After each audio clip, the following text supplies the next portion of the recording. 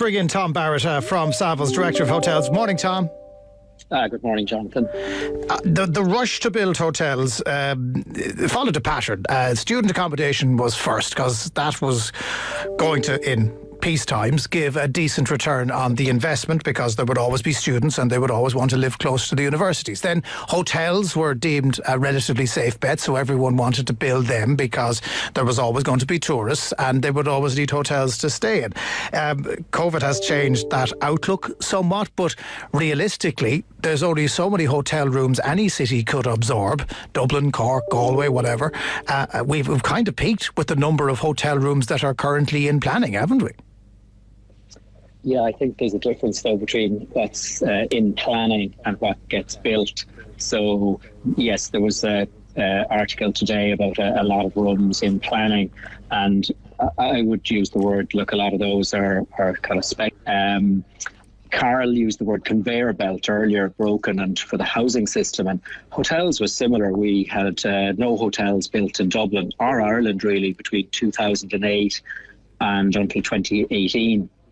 And during that period, our tourism industry recovered and grew strongly and got back to where it was previously, and had become far more international. Both Dublin, the West Coast, the Wild Atlantic Way, Ancient East, a lot of great initiatives. And Dublin hotels were full. And that new supply then started coming on in 2018, 19, and with more planned this year. Now, COVID has slowed this year down from probably 2,000 rooms opening to just under 700 rooms opening, 3 hotels and some extensions. And then what's happening is from probably 2023 onwards, there'll be very little new hotels delivered. What's going to happen to all those planning permissions then that are currently in place for hotels? Are developers going to go and resubmit them as something else? And if so, what is the something else? A lot of the ones that have planning are being built on, and a lot of the other ones are caught in the planning process. And the planning process can go on for quite a long time. And yes, I think developers, owners, hoteliers could look at other options. And it depends where you are and who you are.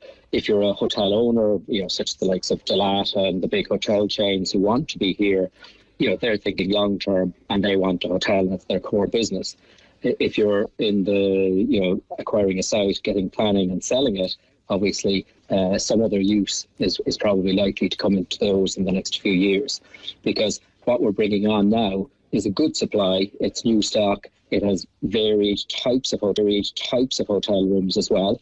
So it's not kind of the 3-bedroom semi-D. They're not all 3 and 4 stars anymore. There's different types, boutique hotels, apart hotels that had developed in other European cities in the last 10 or 12 years that Dublin hadn't brought on because we had no new hotels. It sounds though like, and I don't want to speak ill of any planning departments here because I'm sure they're doing their best, but we want apartments. We want places for people to live. Look at Dublin. Absolutely. We need people to live in the city centre. In Cork, we need people to live in the city centre.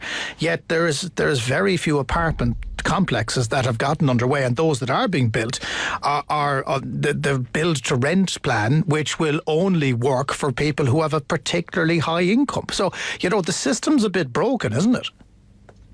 Well, I can only speak really to the hotel sector, but look, over the last number of months, I've had an opportunity to cycle around Dublin a lot more.